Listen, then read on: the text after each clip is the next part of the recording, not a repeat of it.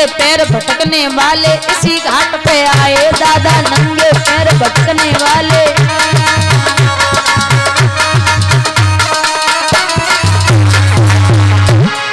स्वर्ण भस्म को खाने वाले इसी घाट पे आए, और दाने दीन चबाने वाले इसी घाट पे आए दादा, दाने दीन।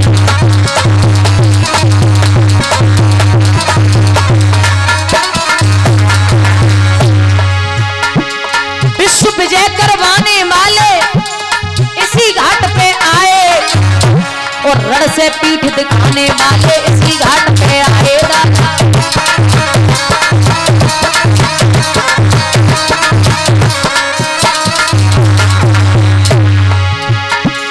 गरकुनवा के नाती बेटा इतनो ही कर पाए, नाड़ी छूट गई तो भैया मरघट तक ले आए दादा, नाड़ी छूट गई तो भैया।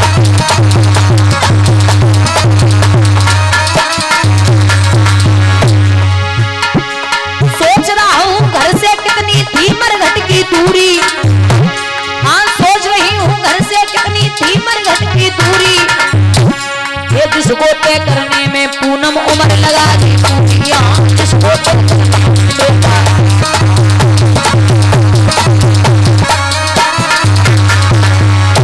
ये साल कुसाला ओढ़न वाले,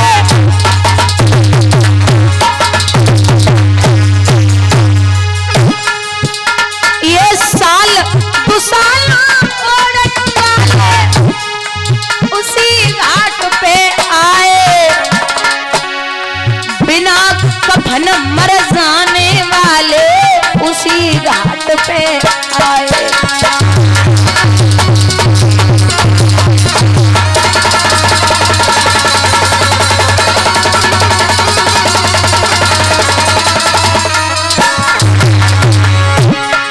दादा किसी के साथ न धेला चला, हंस जब जब हाथ में अकेला उड़ा।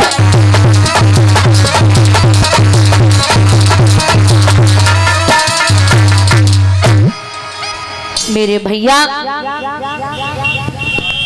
आज ध्रुव को भेजो है, तो जब ध्रुव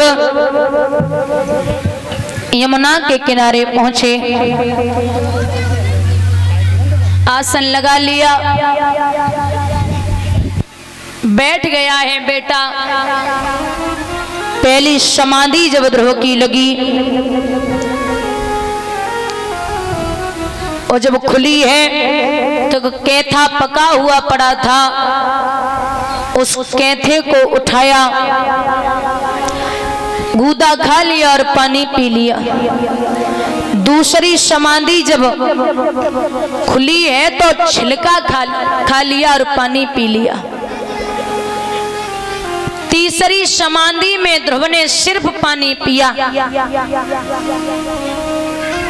और 5वें महीने में ध्रुव हवा का आहार करने लगे।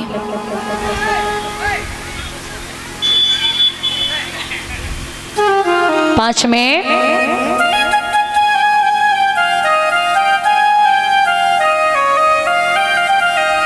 महीने में ध्रुव हवा का आहार करने लगे।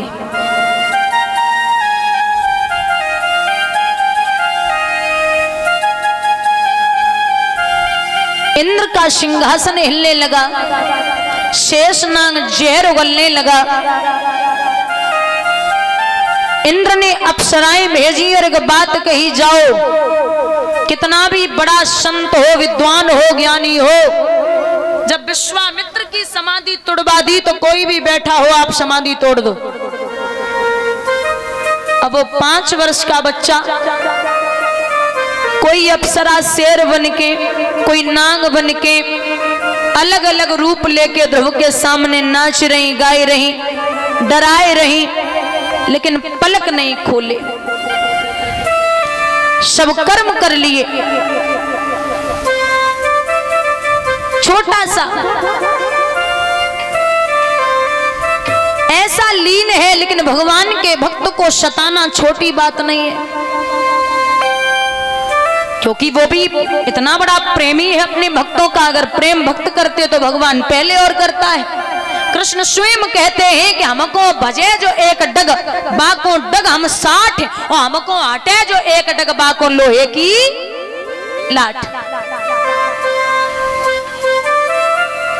अगर इतना ही प्रेमी न होता तो विदुर जी के यहाँ पर दुर्योधन ने इतना बड़ा यज्ञ किया, परमात्मा ने वही विदुर जी ऐसे बैठे इशारा करके कहा, दुर्योधन जी मैं आपके यहाँ आज नहीं खाऊंगा, आज हमारा निमंत्रण है विदुर जी के यहाँ। विदुर जी सोच रहे खाए को दाने ना, कन्हैया को क्या खिलाऊंगा। सो चुपचाप पीछे वाले गेट से विदुरानी से कहा जाके कि हे देवी आज कृष्ण आ रहे, मैं तो जा रहा हूं, तुम्हें ही संभालना है, जो भी करो।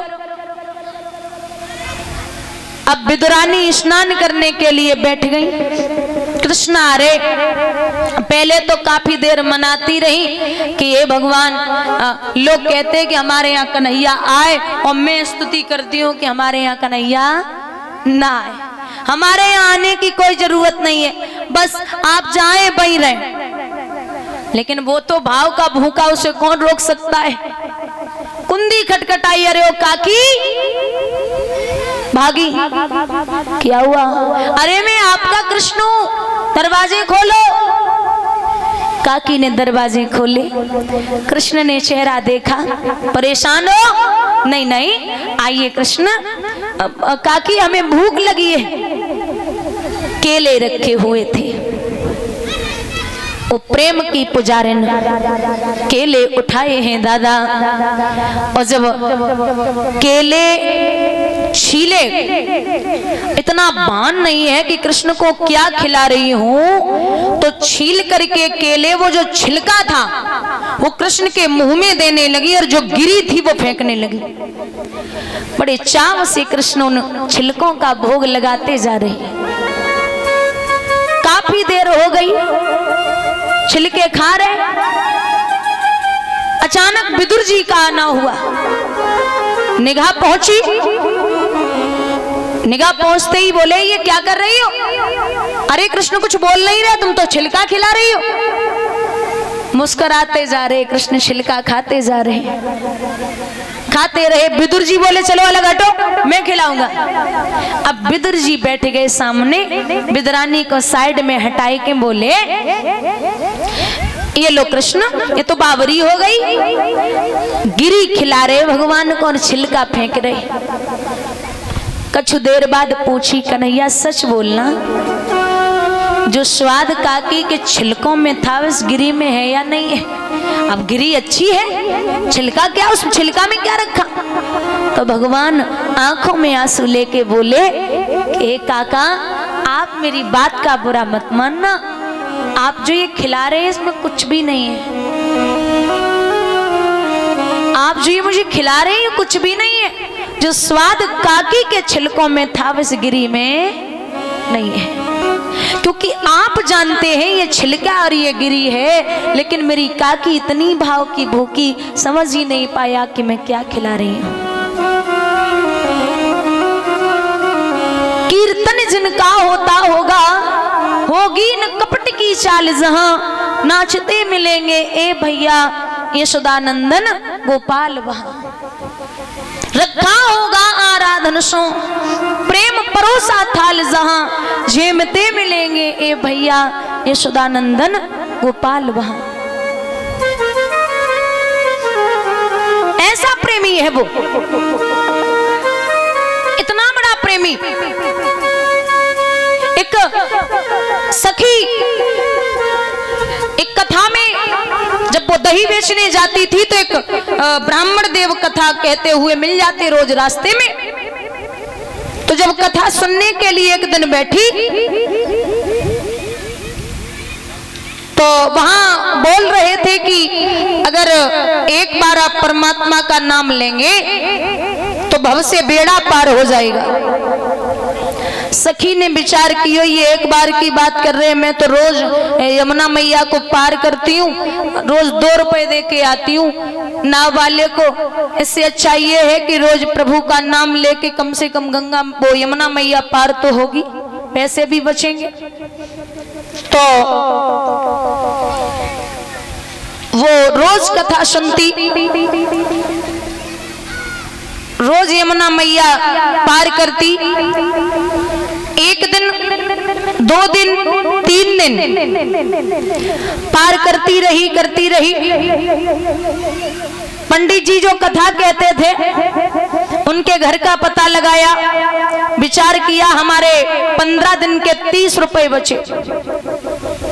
अब अपने प्रभु को अगर मना ही लिया तो एक काम करना है, जिसने ये मुझे गुरु मंत्र दिया उनका निमंत्रण कर दें, अपने घर पे निमंत्रण करके उन्हें भोजन करा दें।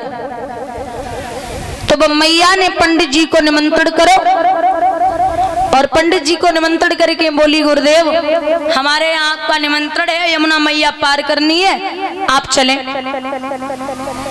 अरे पंडित जी बड़े प्रसन्न, बोले चलो आज बड़े दिन में निमंत्रण आओ, चलो। जल्दी जल्दी स्नान ध्यान किया, पूजा पाठ की और रास्ता पकड़ लियो। अब यमुना मैया के किनारे पहुंचे तो सखी बोली गुरुजी मैं आपको मन से मानती हूँ, आओ यमुना मैया पार करो।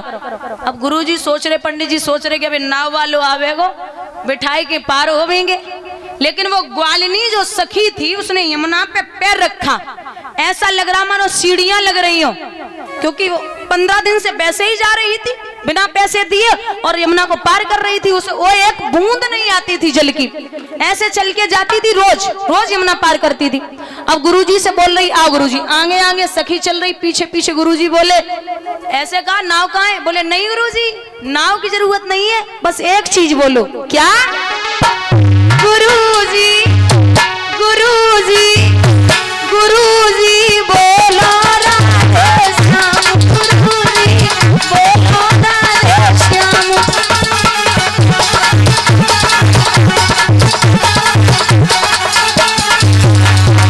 ये गुरुजी गुरुजी गुरुजी बोलो राधे श्याम, गुरुजी बोलो राधे श्याम।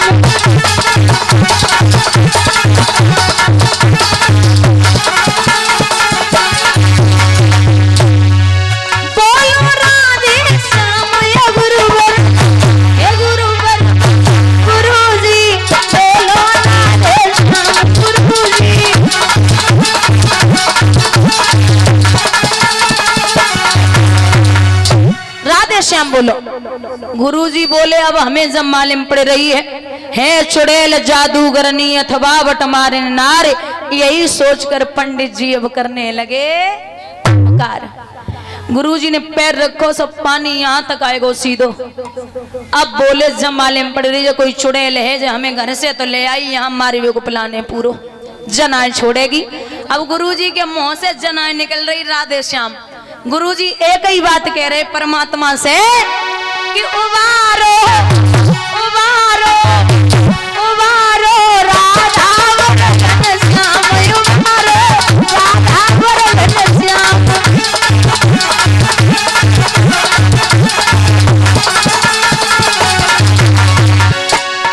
राधा वरन श्याम उबारो उबारो उबारो राधा वरन श्याम उबारो।